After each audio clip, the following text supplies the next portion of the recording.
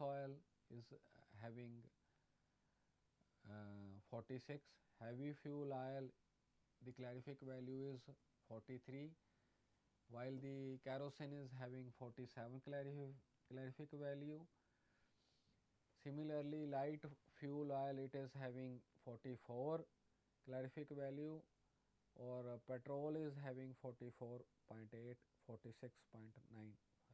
Generally, the composition of the petrol is 2,2,4 trimethyl pentane. So it has different type of petrol is used in different type of the vehicles. In aeroplanes we use different type of petrols, in cars we use different type of petrol, or in scooters or in mopeds we use different type of petrols. The molecular formula of the petrol is the same, but there is a little bit different type of arrangement. So the different type of arrangement of the methyl groups, it knocking depends upon the different type of the arrangements. Similarly, there is two type of diesel fuels, high diesel and low diesel. So the calorific value of the diesel is 46, gas oil is 46, while the heavy fuel oil the calorific value is 43, while kerosene, which is cheap and having low moisture content and waste material, it is having calorific value 47, while the diesel or the medium oil or petrol they are having calorific value 44 or 43. The petrol is having generally approximately 45 45 calorific value. Alcohols, it contains the calorific value is ethanol. Ethanol is obtained by the fermentation of the cellulose, and from the waste of the sugar we obtained the ethanol, and it has moisture content. So due to the moisture content, the ethanol is having calorific value 30. Similarly, methanol, it also contains the moisture content, the calorific value is 23. Peat, it contains 20% water, so that is the reason it is having 16 calorific value. This is the crude form of the coal. So wood, it contains also 15% water, the calorific value of wood is also 16. So how we measure the calorific value? So we measure the calorific value by a bomb calorimeter. Bomb calorimeter is just like a pressure cooker. So bomb calorimeter is used for the measurement of calorific value of a fuel oils or gasoline or a petrol, coke, coal, combustible material or foodstuffs and building materials, etc. So calorific value is when 1 unit of mass is burnt in a pressure cooker, how much heat it will produce. So bomb calorimeter is also used for energy balance study in ecology and study of nanomaterials, ceramics, zeolite. Bomb calorimeter is helpful to study the thermodynamics of common combustible material.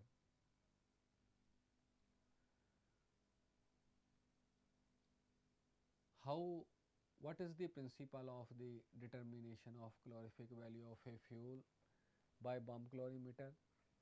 A known amount of fuel is burnt completely. So we weigh the fuel and then we note down the amount of fuel.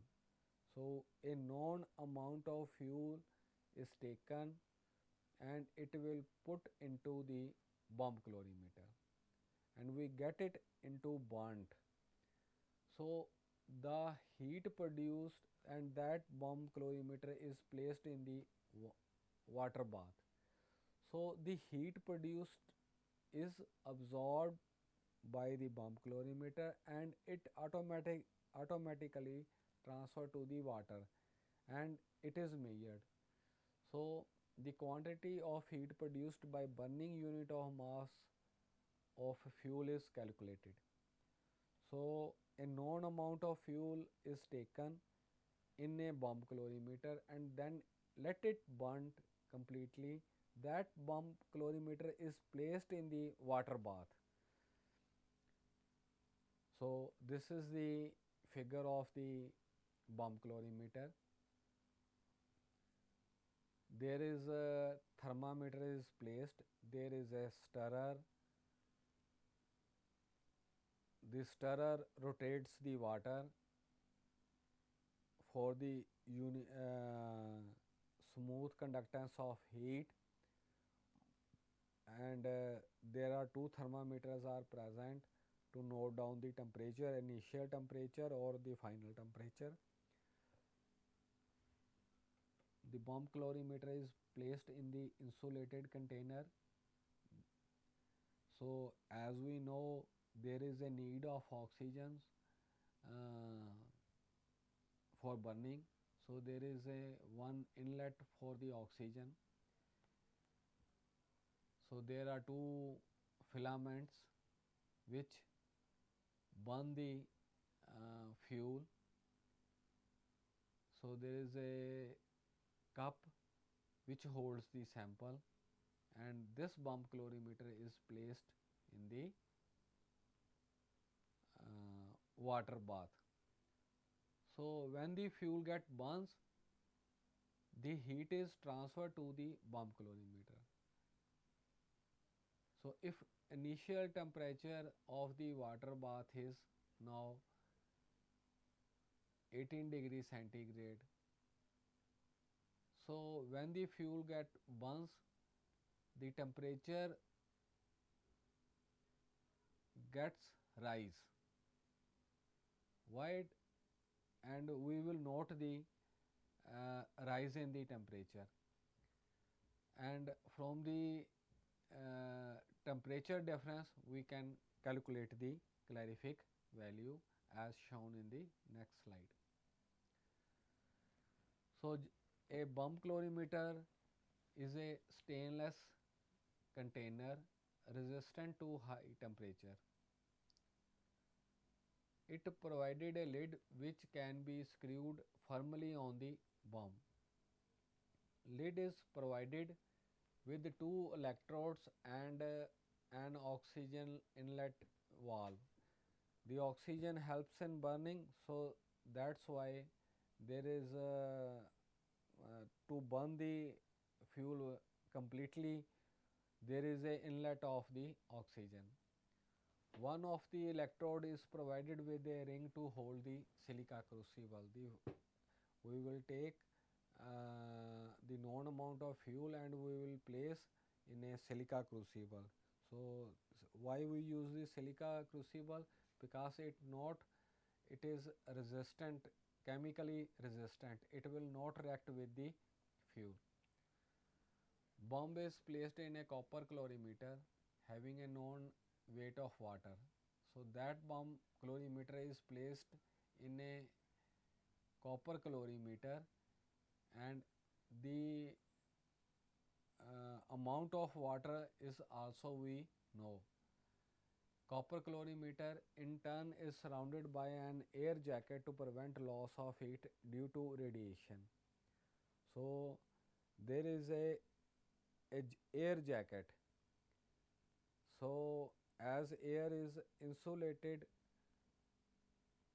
so there is no heat transfer from calorimeter to the surroundings. The calorimeter is provided with a stirrer and a thermometer. Thermometer is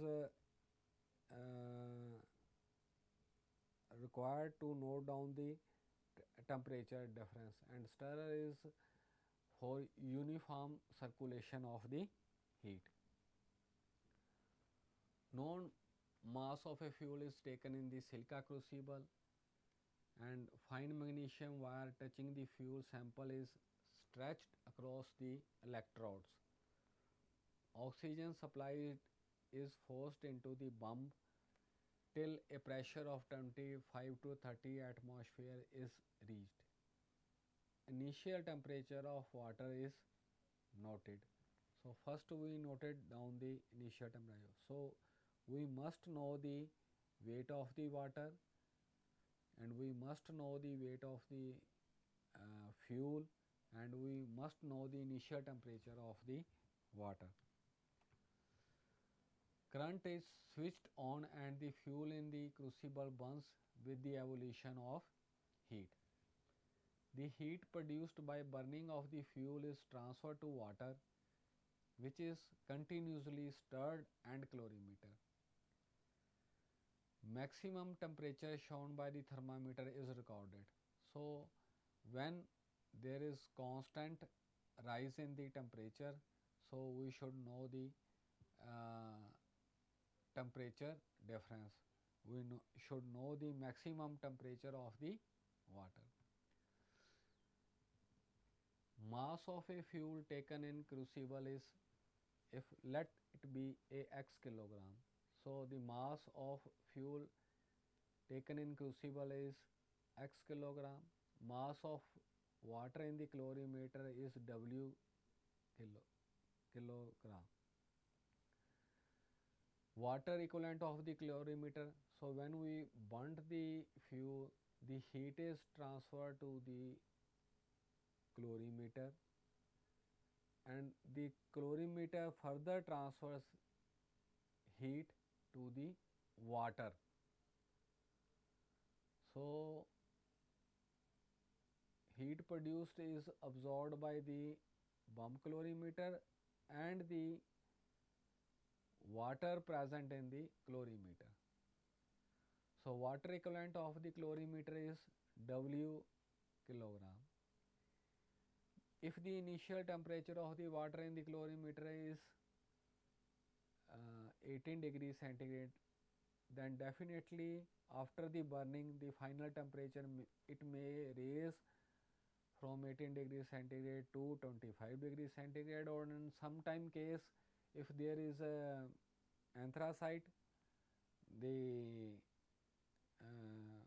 temperature goes more than 25 degrees centigrade, and if we will take peat, then the temperature goes lesser than the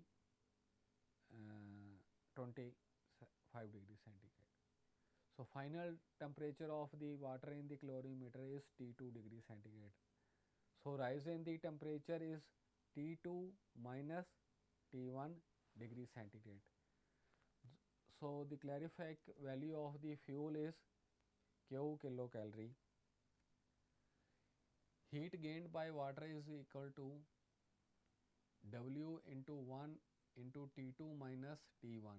T2 minus T1 is the rise in the temperature, while the heat gained by the calorimeter is W into T2 minus T1. Total heat gained, so the heat is gained by the bump calorimeter and the water calorimeter. So the total heat gained is W plus small w into raise in the temperature, while the heat produced by fuel is x kilocalorie. Heat produced by fuel is equal to heat gained, and in this way we will get know the amount of heat obtained, and we will also know the calorific value of the fuel. So with this I am summing up my lecture. So thanks. So in next